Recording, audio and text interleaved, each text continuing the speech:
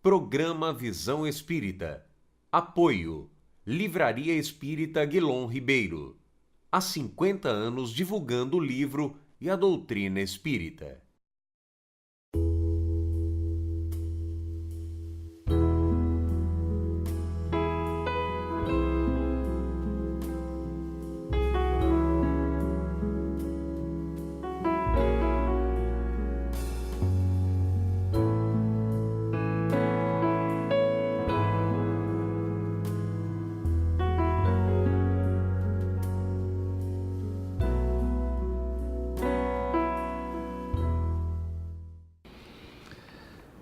Caros amigos e amigas, essa semana o Visão Espírita retorna aos nossos lares com muita alegria.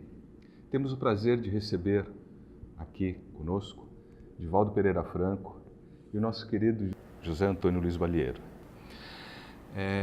O programa Visão Espírita continua com a sua mesma proposta, através da informação, esclarecer fatos e a estrutura da doutrina espírita. Nesse sentido, Divaldo, o Visão Espírita, desde da sua primeira edição, traz uma questão que é fundamental para a doutrina espírita. Uma doutrina cristã. Eu queria uma palavra sua a respeito desse caráter cristão da doutrina espírita. Caras amigas e caros amigos telespectadores, nossos votos de muita paz.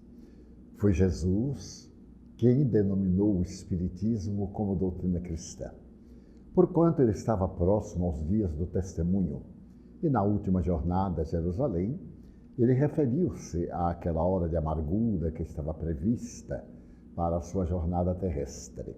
E isso causou um grande impacto aos companheiros. No inconsciente, é claro, aguardava-se o Messias, porém um Messias belicoso, aquele que viesse dar a Israel o trono da governança mundial. E quando eles se deram conta realmente que Jesus viera para o martírio, uma nuvem de tristeza tomou conta de todos. E Pedro, tomado pela angústia, disse: "Não nos deixes órfãos." Era o pedido de um amigo. E Jesus, tomado de compaixão, redarguiu: "Eu não vos deixarei órfãos. Eu rogarei a meu Pai e ele vos enviará o Espírito Consolador, que é o Espírito de verdade, o Paracleto, aquele que o mundo ainda não conhece, e quando ele vier, ele vai repetir as minhas lições e dirá coisas novas que ainda não podeis suportar." Essa resposta vai identificar mais tarde o que os diversos religiosos chamarão a segunda volta de Jesus. E essa deu-se através da história de muitas maneiras, porém, de uma forma retumbante foi no século XIX.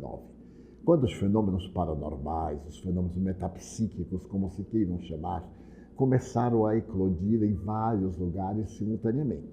Em particular, na noite de 31 de março de 1848, em Hydesville, a província de Rochester, em New York, nos Estados Unidos. Aqueles fenômenos curiosos, que o próprio Kardec chamará mais tarde fenômenos de curiosidade, se transfeririam para a Inglaterra, depois para o continente europeu.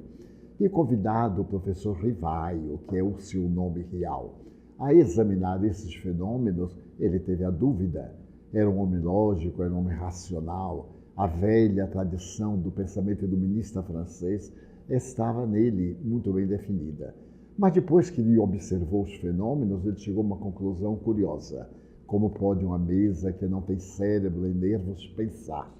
Eu somente acreditarei nisso quando me deem provas que confirmem essa possibilidade.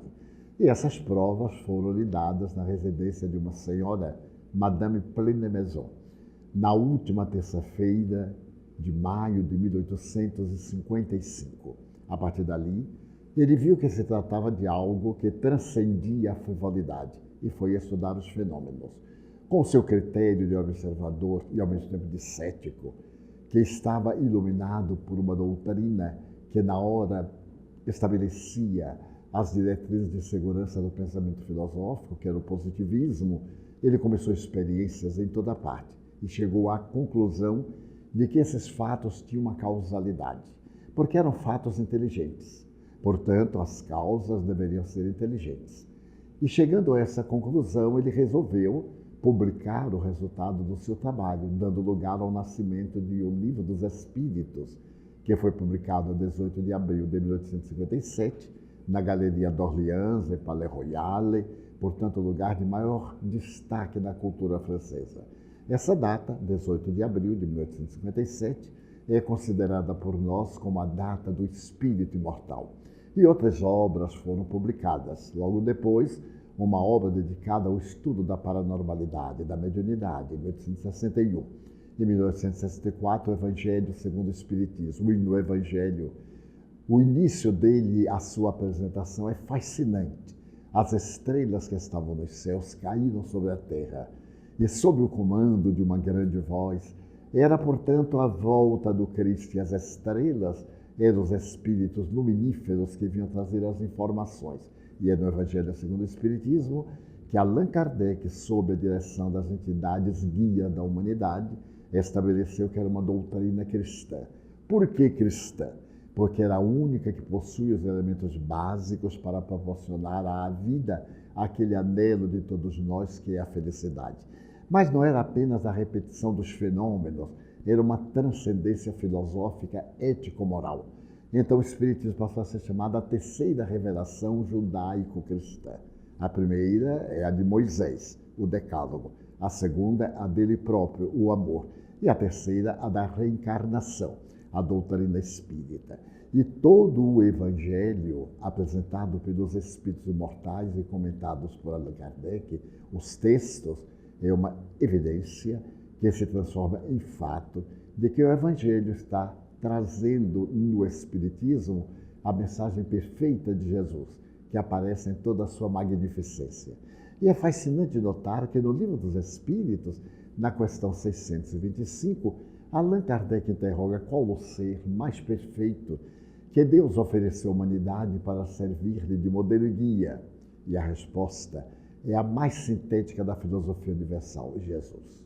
Jesus é esse protótipo que Ernesto Renan dizia ser o vulto mais notável que dividiu a história da humanidade, antes e depois do seu evento. Dessa maneira, o Espiritismo é uma doutrina eminentemente cristã, porque restaura os ensinamentos de Jesus, trazendo-lhe toda a doutrina para o crivo da observação científica contemporânea, que vem confirmando os textos divulgados na codificação e acrescentando graças às técnicas e aos estudos profundos da mentalidade odierna.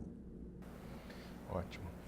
Divaldo, a gente denota que na área da saúde, mesmo na área da ciência, hoje, muitos dos movimentos incorporam princípios que são próprios do cristianismo e da doutrina cristã. Eu estou me referindo, por exemplo, à questão, hoje não se transfere simplesmente conhecimento, né? Na busca pela aquisição de novas competências, habilidades e atitudes corretas, nós submetemos esses jovens a determinados tipos de experiências. Diferente daquele academicismo onde a gente só transferia informação. E a doutrina espírita nos coloca isso de forma muito clara, muito prática. Esse modelo pedagógico, ele tende a ser aprimorado e tende a absorver mais princípios que são próprios da doutrina espírita, não? Sem dúvida. Merece considerar que Kardec, professor Rivaio, estudou com Pestalozzi em Verdun, a melhor escola da época, e Henrique Pestalozzi é considerado na psicopedagogia como sendo o homem que dividiu a história da própria pedagogia. Ele é o criador da escola moderna, das técnicas de educação infantil, as mais amplas e as mais compatíveis com o desenvolvimento intelectual da criança. Kardec, então, sendo um homem modelar, estudioso de Platão e de Sócrates, traz uma dialética, que é das perguntas e respostas à maneira socrática no sofisma. E o Espiritismo nasce como uma filosofia de bases sociológicas na ética do amor. O postulado básico pode ser exarado na questão 658 do Livro dos Espíritos, letra B. Quando Kardec, estudando os deveres dos filhos para com os pais idosos, consegue acrescentar que é somente através da educação, mas não a educação convencional, aquela que se aprende pelos livros, mas aquela de natureza moral que se transmitem pelo exemplo, é que se pode lutar contra o materialismo e a crueldade. E, naturalmente, tornou a doutrina espírita uma das técnicas mais eficazes para a moderna pedagogia.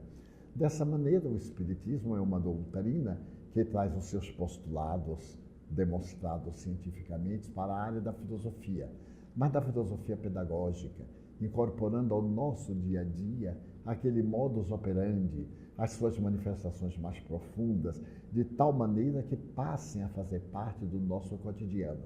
Porque o espírita é o indivíduo que se torna hoje melhor do que ontem, amanhã melhor do que hoje, lutando sempre contra as suas más inclinações, conforme Kardec o definiu, mas dentro de um método muito especial. O espiritismo, como ciência, tem a sua metodologia própria, e a ciência convencional não tem recursos para poder examiná-lo, porque o espiritismo tem a metodologia da mediunidade. E a mediunidade é um meio através do qual os espíritos demonstram a sua imortalidade. E como não podemos obrigá-los a vir ter conosco quando queremos, esse fenômeno é muito sutil, que ocorre independentemente da vontade do examinador. Mas onde quer que se manifeste, sempre ele traz uma universalidade, demonstrando que a fonte original é sempre a mesma. Desta maneira, o Espiritismo vem incorporando as novas técnicas, desde os fenômenos fisiológicos apresentados por Pavlov na educação, aos fenômenos psicológicos de Piaget e do Dr. Ré na Suíça, para mostrar que o Espiritismo faz parte do nosso cotidiano. Não é uma doutrina para certas ocasiões, é uma filosofia existencial, comportamental, para todos os momentos da nossa vida. E como disse o próprio Kardec, se a ciência é um novo postulado a apresentar, o Espiritismo aceitá-lo-á e o incorporará como parte das suas próprias conquistas. Muito obrigado. Balheiro, eu não vou exercitar meu egoísmo, então eu vou dar a palavra para você. Eu gostaria de perguntar ao Divaldo sobre a paz e como está o seu relacionamento com a Unesco para propagá-la pelo mundo. Quando eu completei 70 anos, uma idade, portanto, expressiva, eu dei um balanço na existência. Havia me dedicado, quanto possível, à divulgação e vivência do Espiritismo. Porém, depois de visitar penitenciárias, presídios, os dos mais terríveis na Terra, na América Latina, aqui no Brasil e em outros países, eu me dei conta que poderia fazer algo mais. Falamos muito sobre paz, mas uma coisa remota, a paz dos mortos, a paz da sepultura, requiescat in pace. Isso não existe. Dei-me conta que a paz é o resultado de uma dinâmica e para que ela tenha valor é necessário que ela seja atuante. Comecei a pensar o que fazer. Ao invés de cruzar os braços ante a violência e de ficar ditando normas para que os governos realizassem, resolvi-me ser um homem de paz. E me recordei que um dia perguntara a Mohandas Karamchand Gandhi qual é o caminho da paz. E ele disse, a paz não tem caminho. A paz é um caminho. É a própria paz interior que se irradia. E procurei adir a esse pensamento de Gandhi a história maravilhosa de Gabriela Mistral, do seu poema, graças ao qual ela granjeou o Prêmio Nobel de Literatura para o Chile. É servir, porque os rotarianos têm uma frase básica asseverando que aqueles que não vivem para servir não servem para viver. É uma bela frase, para mim com sabor pessimista, porque eu diria, aqueles que não vivem para servir ainda não aprenderam a viver, porque todos nós servimos para viver. Modificamos os nossos padrões, procuramos ter novas metas e naturalmente mudamos de atitude perante a vida. Convidei amigos para nós visitarmos bairros turbulentos em Salvador e falarmos sobre a paz. Demonstrar que a paz é possível desde que nós não exijamos nos outros, porque estávamos acostumados a querer que os governos criem a paz. A paz é o resultado da nossa conduta. Por isso que Jesus disse com sabedoria, a minha paz vos deixo, a minha paz vos dou. Eu não a dou como o mundo doa, eu a dou como somente eu a posso doar. Vamos decodificar isto. É o resultado da nossa conduta interior. Uma consciência tranquila, um caráter reto e uma conduta exemplar. Aquele que tem essa trilogia de valores tem paz. Não importa se ele tem religião ou se não tem religião. A religião é uma metodologia para tornar o indivíduo melhor. Eu, pessoalmente, prefiro um ateu de caráter cidadão a um religioso pusilânime, como aqueles que nós diariamente encontramos. Então, a proposta era um movimento, você e a sua paz, para poder atender ao mundo e, naturalmente, levar o que há de melhor. Quem é tão pobre que não tem um sorriso para dar? Quem é tão brutal que não pode, no momento, ceder o passo a alguém? Quem é tão míope que não pode enxergar o seu irmão invisível? Aquele que oscila nas situações deploráveis da sociedade. Dar-lhe um sorriso de gentileza, demonstrar que ele é uma criatura e que se encontra numa situação infeliz, porque não ter aventura, circunstância, o fator que lhe propiciasse uma vida mais digna. Mas o resultado não foi o que eu esperava. As pessoas não se interessavam. Nós iniciamos nas escolas. Então, eu lembrei de Castro Alves, a Praça do Povo como o céu é das aves.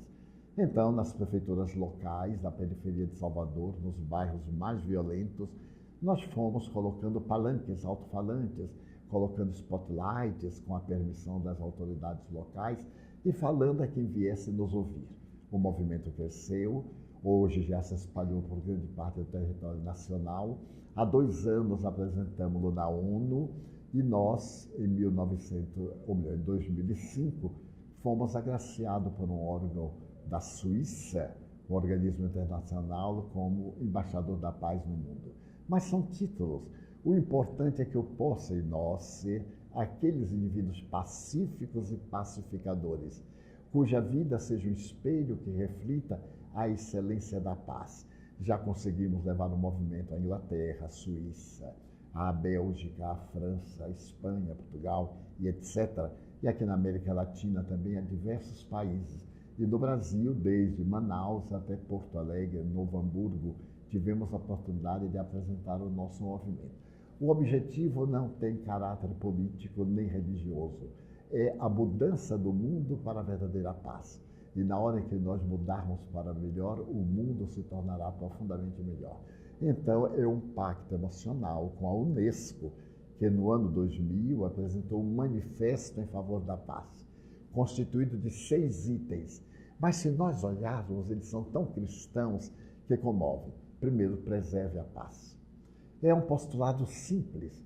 Não é necessário que sejamos uma nova Madre Teresa de Calcutá, ou um Albert Schweitzer, ou um Gandhi, ou um Chico Xavier.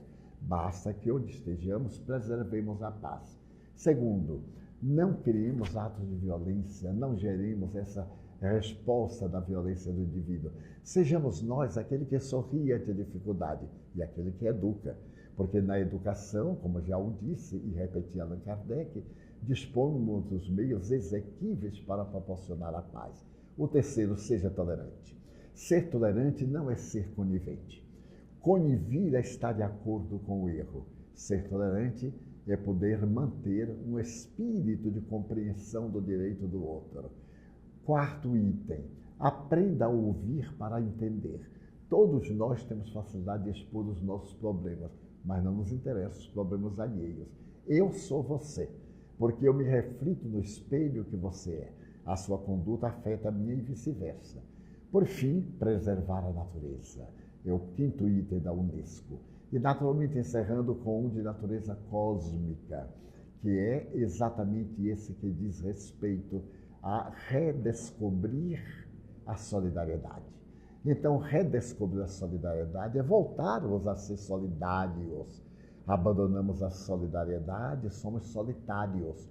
A Unesco propõe que, sendo solidário, nós não estaremos solitários. Com esses itens, a Unesco disse no ano 2000 que poderia mudar o mundo, mas veio o 11 de setembro, a tragédia, o terrorismo e toda a pulsão de violência que está adormecido em nós, veio a fluxo e voltamos à barbárie desses dias tumultuosos, o que não impede, no entanto, a paz. Poderemos mantê-la e saber que este é um ciclo, que este é o desbordar de paixões previsto por Allan Kardec no livro A Gênese, no capítulo 14, que nós comemoraremos os 150 anos, logo mais no ano de 18, e nós poderemos observar que esse esforço pela paz é profundamente cristão, porque Jesus era um homem de paz. ninguém ficava indiferente à sua presença. E a sua mensagem é a grande revolucionária para mudar o mundo, terminar este ciclo e começar a era do espírito imortal, porém no mundo de regeneração. Divaldo, é tanta coisa que a gente fica embevecido e infelizmente nós temos pouco tempo. As obras de Joana de Ângeles também, abordando a psicologia espírita, que vem na sequência da transpessoal, nos coloca que traduzimos os nossos desejos e as nossas vontades através do pensamento. E você, nessa última resposta, coloca bem a intenção e como um pensamento pode nos remeter a uma ação. Como o desejo e a vontade pode nos colocar numa direção, através da prática do Evangelho, sim, mas na direção correta. Allan Kardec perguntou às entidades venerandas, na questão 742, por que existe a guerra? E a resposta é de uma beleza filosófica profunda, por causa da predominância da natureza animal do homem e a ausência dos seus valores espirituais. E que pretende Deus com a guerra? O progresso da humanidade. Porque através da luta, nós desenvolvemos a tecnologia para podermos ganhar o inimigo. E ao apresentar a vitória do inimigo, essa tecnologia passa. Nós vemos que depois da Segunda Guerra Mundial, a tecnologia preventiva da guerra e ao mesmo tempo própria para a guerra, deu-nos um progresso que chega hoje à cibernética e à comunicação virtual. É necessário, então, que nós combatemos a predominância dos nossos instintos. E um grande antropólogo americano, o Dr. Watson, diz que a primeira manifestação emocional da criatura humana foi o medo, que nós agredimos porque temos medo, já que a segunda emoção do indivíduo é a ira, e a mais recente é o amor. Então nós estamos nessa fase primária, em que o universo é aquela máquina estática da violência, o violento consegue predominar. É um equívoco, porque o próprio caos é resultado de uma lei desconhecida que funciona dentro desse maravilhoso organismo que é o universo. Quando o notável Dr. James Jeans asseverou que o universo não era mais uma máquina, mas era um grande pensamento, eu me recordei do Dr. Virchow. Ele teve a coragem de acabo de descobrir o espírito, em 1966, em Londres. O espírito, para mim, é um ser de interação universal, semelhante à eletricidade e à gravidade, reticências, que pensa. Utilizo-me da palavra inglesa mind, mente, para dizer que o espírito é formado de mindoms, de partículas de mente. Portanto, estamos na física quântica. Ele não é um ser etéreo, vazio, conceptual. É um ser que tem um peso específico, que lhe é dado pelo perispírito, ou corpo astral, e que é completado pela matéria, que é o veículo pelo qual ele se expressa. Então, o pensamento é o dínamo gerador de energia. Daí o velho ditado: dize-me o que pensas e direi o que tu és. Tudo começa no pensamento. E é fascinante que a revista Nature, apresentando agora os seus 125 anos, sugeriu que os cientistas do lado materialista debatem-se em vários enigmas, entre os quais 5 pontos básicos para os quais eles não têm uma resposta. A origem da vida, como é que este caldo de glicemia, de determinadas substâncias, de repente transforma-se na memória. Como é que uma emissão de uma onda eletroquímica pode nos dar beleza para identificar o conteúdo de uma flor e para podermos imaginar uma galáxia. Portanto, deixa-nos entrever o universo pulsante, o universo pensante e, acima de tudo, o pensamento. Mas não é novidade. Porque quando Allan Kardec perguntou aos espíritos quem é Deus, e a mim isto é fascinante, porque sempre a pergunta foi formulada errada. Sempre se perguntou quem é Deus. É uma pergunta antropomórfica, porquanto o verbete quem significa o homem que. Allan Kardec, que era um profundo conhecedor de 5 idiomas e era um mestre da língua francesa, escreveu gramática para os verbos, a irregularidade dos verbos franceses, os mais irregulares neolatinos, ele faz a pergunta, qu'est-ce que Dieu? Que é Deus? A inteligência suprema e a causa primeira do universo.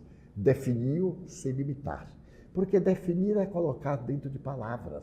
Mas Deus é o exterior, não é o conteúdo, é o continente. E dentro dessa expressão de continente e conteúdo, ele é o pensamento. E nós não somos partículas de Deus, somos gerados no psiquismo divino, não somos eternos. Eterno é ele que precede ao tempo e ao espaço. Nós somos imortais desde quando fomos criados. Então o pensamento é a grande máquina, hoje utilizada pelas demais ciências médicas para restabelecer a saúde das pessoas, já que a Organização Mundial de Saúde afirma: não existem doenças, existem doentes. Pessoas receptivas à instalação da vida micro-orgânica destrutiva, aos fenômenos de somatização dos conflitos emocionais, portanto, na área do sentimento e do pensamento, demonstrando que na hora em que nós mudarmos o pensamento, mudaremos o mundo. Poderemos dizer, com a velha frase, dai-me uma alavanca e eu suspenderei o mundo, apresentada por Arquimedes. Então, dai-me um pensamento correto e eu tornarei o mundo melhor. O Wilson, me permita, para que nesta finalização com Divaldo, comente o que há de mais atual envolvendo-o. E é a mensagem do Dr. Bezerra, que psicofonicamente você nos proporcionou na reunião do Conselho Federativo Nacional da Federação Espírita Brasileira. Dr. Bezerra foi mais uma vez muito direto. Não foi mesmo, Divaldo? Eu acredito. Estamos no momento máximo da nossa evolução sociopsicológica, digamos em linguagem kardeciana, intelecto-moral, em que desenvolver apenas a mente não é suficiente, porque nós alcançamos as estrelas e não conseguimos a paz. Penetramos nas micropartículas do bóson de Higgs e, no entanto, matamos, como está ocorrendo em todo o planeta nos diferentes segmentos sociais. É necessário, sobretudo, a nossa decisão cristã, a nossa coragem de enfrentar o mundo com as armas, entre aspas, não só da fé, mas também da decisão de não ceder passo ao mal, não conivir, tolerar, porque é dar o direito do outro ainda ser atrasado, talvez, de ser mais adiantado do que nós, possivelmente, mas não conivir com as suas atitudes indignas, trabalhando para que o indivíduo se transforme. O venerando apóstolo do Espiritismo no Brasil, Dr. Bezerra de Menezes Cavalcante, vem ao Conselho Federativo Nacional conclamar-nos a todos a austeridade, a volta àqueles princípios básicos kardecianos, porque nós temos uma tendência, e verificamos na vida prática, que tudo quanto se generaliza perde em profundidade o que ganha extensão. Se pegamos um vasilhame e colocamos numa superfície plana, cresce muito na horizontal, mas nenhuma profundidade.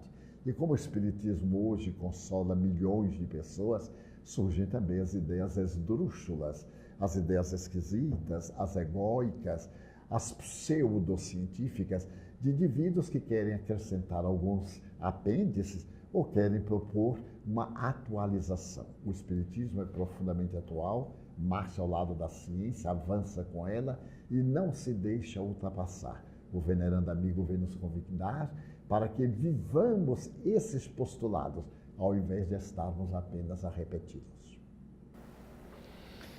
Divaldo, eu gostaria de que você levasse os nossos agradecimentos e te pediria uma mensagem final para o Visão Espírita. Ame, querido amigo, querida amiga, ame. Quando nós amamos, nós atingimos a plenitude. Quando nós queremos ser amados, somos aquilo que Jung fala na sua psicologia, crianças feridas. Surgiu recentemente uma proposta, eu estou com muita necessidade de colo. Todo mundo quer colo, mas ninguém quer dar colo. É uma necessidade imperiosa darmos o colo. Propomos a vocês, caras amigas e caros amigos, que seja o colo da solidariedade e que o amor seja a terapia sublime preventiva e a terapia sublime curativa de todos os males. Muito obrigado. E assim, com essa mensagem, o Visão Espírita se despede, aguardando a todos na próxima semana. Até lá.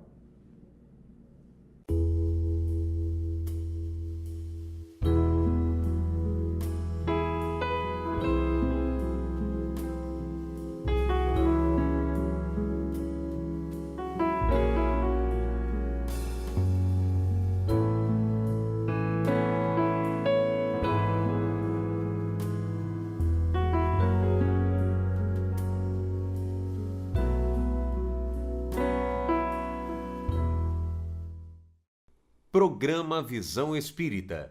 Apoio. Livraria Espírita Guilom Ribeiro. Há 50 anos divulgando o livro e a doutrina espírita.